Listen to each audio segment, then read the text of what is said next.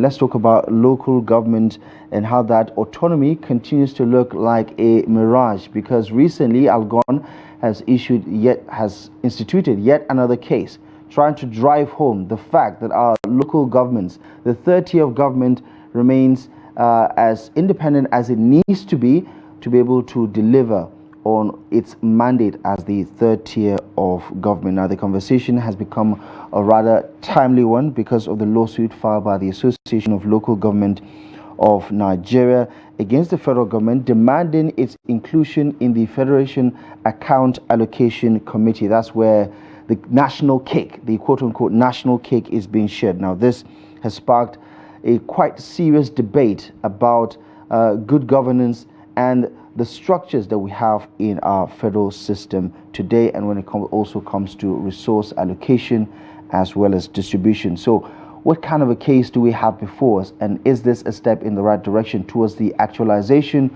of some sort of autonomy for Nigerian local government administration? Join us for this conversation is Barrister Mutiu Akinsoya, a seasoned legal practitioner and a public commentator, to discuss the future of local governments under Nigeria's federal system. Good morning to you, Barrister. Thank you so much for joining us on the program. It's good to see you. Thank you for having me. Right. This has been a long-drawn battle between the federal government and state governments, between the local governments and state governments.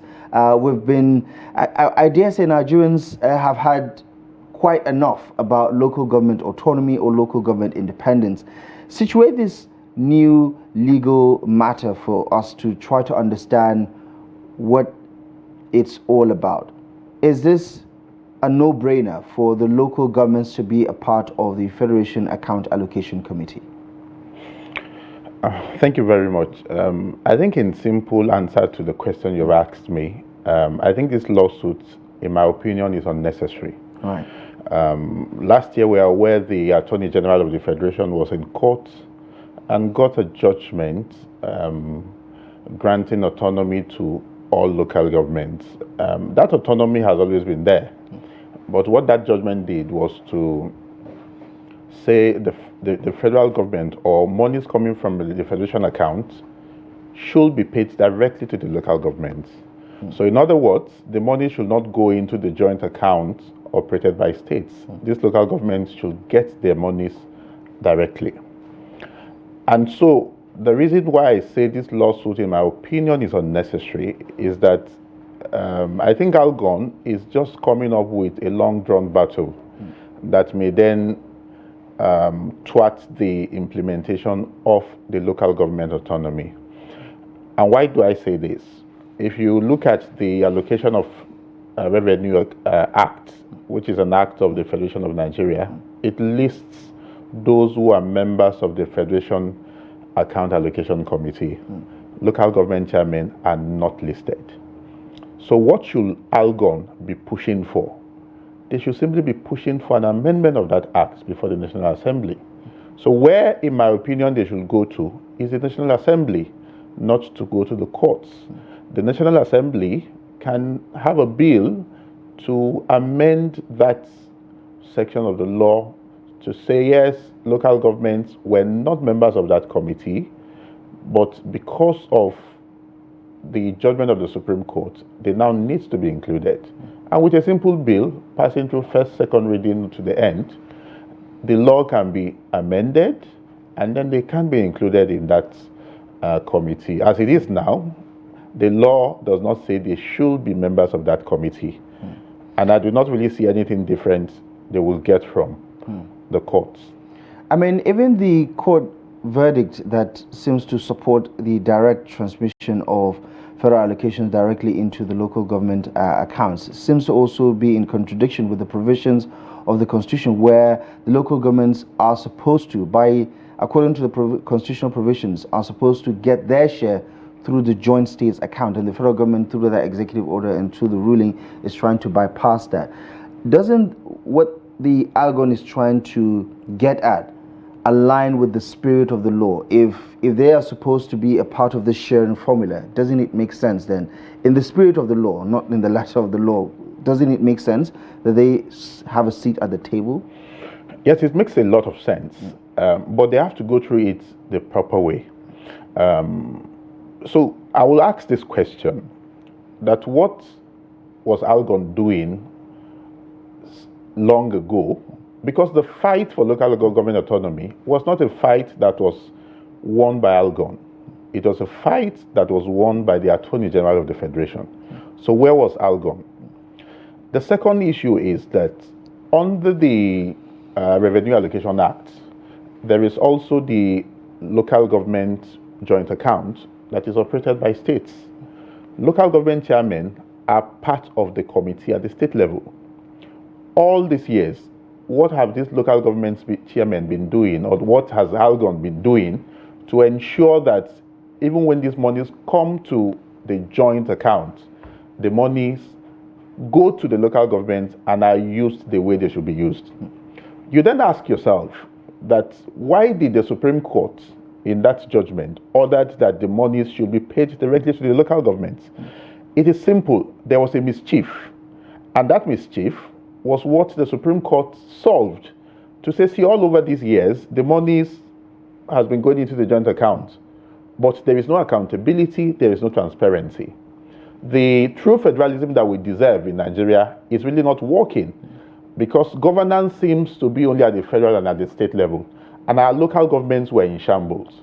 So in solving that mischief was the reason why the Supreme Court directed that these funds should go directly to the local governments. And what that means is that I think Section 6 or 7 of the Revenue Allocation Act is, in my opinion, null and void, because by this arrangement, you do not need a joint committee for local governments operated at the state levels. So these chairmen of local governments who are members of Algon ought to be members of that committee. Now you have only the committee at the federal level. What, in my opinion, they should do is to go to the National Assembly. They are very strong. Algon is very strong. If they push for a bill before the National Assembly, I don't think it can take them 2-3 months to get that section amended, and then they can be included as members. Yes. It's been 8 months already since that landmark judgment in July of 2024, and Algon is basically saying they're trying to push the implementation of that judgment with this particular suit, because that hasn't happened yet. This direct deposit of the local government allocation directly into the local government accounts. Do you see this as a catalyst in such a way that, you know, that order, that ruling will be complied with? So if you ask me, the present suit that Algon has filed, in my humble opinion, will not enhance the payment of those monies. In my opinion, it will even delay the payment of that money, or of those monies to the local governments, because the matter is done before the Federal High Court. Whichever way the decision of the Federal High Court goes, the matter may still go to the Court of Appeal, and perhaps ultimately to the Supreme Court. Nobody knows how long this will take. And like I said earlier on, if they want an amendment to the law that provides for the Federation Accounts Allocation Committee, which is a law that also states who and who should be members of that committee, it's a law passed by the National Assembly. The National Assembly has the powers to simply amend that law and include whoever they want to include as members of that particular You're saying committee. the provision is so black and white that the courts cannot interpret it any differently? That's exactly, because the courts are enjoined to give literal interpretations to the provisions of the law. So if the court looks at the act and says, oh, the Minister for Finance is a member, the Commissioners of Finance of States are members, the President is to also appoint 2 members, and there is nowhere in the provision where it says that chairmen of local government should be members. I don't think the court will do anything different, except if that law is amended. And that's why I said I think, in my opinion, it's a sheer waste of time. Yeah. So talk to me about the idea behind local government autonomy, because as I did say, 8 months after the July landmark judgments, we're still nowhere near somewhat of a workable solution to address this matter. The president, in his Christmas and New Year message, or at least meeting with the governors, made a political statement about how the local governments are still in the control of the governors, for instance. And for the better part, the federal government says it needs some time to work out the modalities and the technicalities. And we anticipated that by January or February this year, it would have been perfected, and then a compliance with the Supreme Court verdict would have been implemented. Do you have any concerns about the politics behind this conversation that is undermining the implementation of the Supreme Court ruling? I have a great concern. And I'll tell you that the whole thing is being politicized. And that's what you find in the past when this joint account was being operated at the state level. There was no accountability, there was no transparency. And what you find across all states in Nigeria is a situation where local government chairmen spend all of their times at the state capitals. In fact, local government chairmen were not even staying in their local governments, except perhaps when they need to pay salaries at the end of the month. And even when they even go back, they're only given peanuts by the state governors to pay salaries, and the rest maybe to do other things, but not to develop the local governments. So, and what you will have also seen in the past is a situation where state governors or state governments impose local government chairmen on those local governments. There was no democracy at local government levels. And recently, after that Supreme Court judgment, we also saw a twist to the whole thing. You saw a situation where the governors of various states were still struggling to still ensure that they controlled the chairman of their local governments. And so what you will find across Nigeria is a situation where if a state is controlled by PDP, you then find out that all of the local government chairmen are PDP. Where it is controlled by APC, you find that all of the local government chairmen are APC. But of course, there are little exceptions here and there. And we saw what happened in Osun recently, the power play on who controls the local governments. All of those are offshoot of that Supreme Court decision. And so as it is now, it becomes very important that if that money is going to be paid, that transparency is assured and accountability is assured. And I do not know why the monies have not been paid, but I know that it's an ongoing process. And what is needed is for all of the stakeholders to cooperate. The law is clear that the money should go directly to the local governments. But we must be able to guide against that mischief that the Supreme Court seek to solve, so that we do not have a situation where monies go to the local governments and then the monies cannot be accounted for. Transparency and accountability is the key. And if the money is coming from the Federation account, that must be assured so that the money does not go down the drain.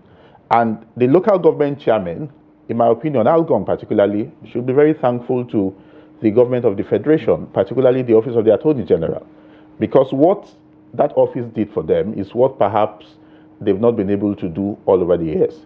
And that's why I will not support any situation where Algon or anybody will then accuse maybe the federal government or the office of maybe the Accountant General of the Federation or any federal agency for non-payment of those monies. I think what we need at this point is that there should be cooperation between Algon and then between the Office of the Minister for Finance and other offices, so that you can have a seamless process that will ensure that these local governments get what is due to them. One of the key legal defense tools that the governors have used over the years is the fact that sending the money to the joint account committee of the states, or through sending the money allocated for the local governments through the state, is a constitutionally foolproof process with Jack, for instance, which is a significant part of resource allocation provisions in the 1999 Constitution as amended. Talk to me how we can get around this thing, because Jack seems to be a central point in addressing whether we go forward with sending the monies directly, or the states would be the conduit with which local governments still get their allocation. So you see, the Supreme Court is the highest court in the land. And the Supreme Court, besides all our courts, besides settling disputes, the courts also interprets the law. They give an interpretation to what the intent of the legislatures were as at the time they were passing whatever they passed into law, whether in the Constitution or in any other act that was passed by the National Assembly. So the Supreme Court has given an interpretation, and that interpretation remains the position of the law. Yes, joint accounts may be part of the Constitution and even part of the Allocation of Revenue Act, right? But again, in governance, and then even before the judiciary, in interpreting the law, the judiciary also is concerned about the workability of whatever pronouncements they make. If the states have been given the opportunity to operate joint accounts since 1999 until last year, running about 25 years, and there has been no accountability, there is no transparency, even at the state levels. The committee in most of those states is not even working. How many of those governors really have those committees working? So what they just do is to collect the money and perhaps even spend it and dictate to even the local government chairman what they do with those monies. But Barry said, when we talk about resource allocation, right? Under section 162, it's very clear. Local government councils also get their share through a state joint local government account. I mean, as we did say, it's in clear black and white. It has not been expunged. It has not been amended. So isn't that the biggest problem that we have to deal with right now? No, so I said the Supreme Court has given an interpretation to that. And so what I said is that it's a joint account. And if you look at that committee, all chairmen of local governments are members of that committee. But again, point to me one state of the Federation where in reality that committee or that joint account for local government exists. If it exists, because even the governors of those states are not even members of that committee, but chairmen of local government are members of that committee, except perhaps the Commissioner for Finance, who represents the state government. Yes, but that committee, is it in existence in reality? If it is in existence in reality, then what should happen in that committee is that as the money drops into that account, the local governments get what belongs to them, and they have the free hand to implement within their local government what they need to implement. Local governments should also have budgets like the state and like the federation. When last did we hear of any local government coming up with a budget of what it intends to spend? When last did we hear of any local government coming up to say, this is how much we expect in revenue this year, and this is pari passu what we intend to spend this on? I don't think it has happened anywhere, and I've not seen it happening in any local government. And so with this new approach from what the Supreme Court did, that is what we expect to see. That as the president of the Federation is presenting his budget before the National Assembly, and they are looking into it and making approvals, as the various state governors are also doing the same, we also expect to also see the same from the local government chairman. And some barristers have said that that's where the problem lies. That while you have a semblance of equality in terms of structure between the federal government and the state government, right, where they have similar commissions, similar governmental structures, the local government lacks such. For instance, it doesn't have a civil service commission, for instance, right? There are several. It doesn't have its own judiciary, for instance, where the state has its own judiciary, and so on and so forth. And that's why it is not equal to the other tiers of government in terms of operationality. And for some, that explains why it still has to be an appendix, so to say, of the state government. Do you understand it in terms of operationality, for instance? Yes, so So, if you also look at the formula for sharing the monies that goes into the federation account, you find that about 58% or thereabouts goes to the federal government. About 24% goes to the state governments. And the smallest of it all goes to the 776 local governments, right? So what you will find is that the federation gets the large chunk. The states get the second largest chunk. And then the little remnants go to the local governments. So if you look at it side by side, you will see that what goes to the states is enough for the states to take care of all that they need to take care of. And yes, at the local government level, you may not have some of those structures you have at the federal level. You may not have them even at the state level, and you may not have them at the local government level. But that does not mean that the local governments do also not have responsibilities that they carry. Very good example is the fact that the chairman is like the executive at the local government level. There are councillors who are more like the legislature at the local government level. The local government is also in charge of education. The local government is also expected to also build some roads, to build bridges, to build primary healthcare centers, and so on and so forth, to ensure that the dividends of government comes very close to the people. So if these monies do not go to them, the question is, how do they do these things? And you will have seen that governance in Nigeria is majorly concentrated at the center, which is one of the disadvantages of a federal system of government. But we must do our best to solve that problem. And the way of solving the problem is not just ensuring that the local governments get what is due to them, it is also ensuring that when they get what is due to them, they must also spend that money in a transparent manner and in a manner that is accountable. About a few weeks ago, I heard the central bank said there was need to have KYC for whoever is going to operate those accounts. And that for me is very important, because for you to be able to track the spendings that goes into any account, whether an account opened with the CBN or with commercial banks, you should know who and who are in charge of operating that account, so that you know who and who to hold responsible when things go wrong.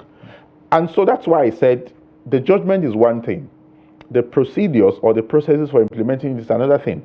It is not enough to just say, yes, for this month we have sent the monies to the local governments. Who in the local government is in charge of those monies? Who should we hold responsible when those monies disappear into the thin air? Right. In the past, in cases of joint accounts, and if you check, you will see that the EFCC is still investigating and has investigated so many of those monies that went into joint account and just suddenly disappeared. Nobody knew where those monies went to. That should not repeat itself after the Supreme Court judgment. All right. It looks like from one legal battle to the other, from one political compromise to another, the local government autonomy or independence is looking more likely like a mirage at this point than a reality. But it remains to be seen what happens in the next couple of months in terms of the implementation of that Supreme Court ruling, and of course what Algon is trying to achieve with this new suit. Barrister Mutiu, thank you so much for joining us this morning. I appreciate your insight and analysis on this one. Thank you so much for taking the time. Thank you very much for having me. For stopping by. Okay. Thank you.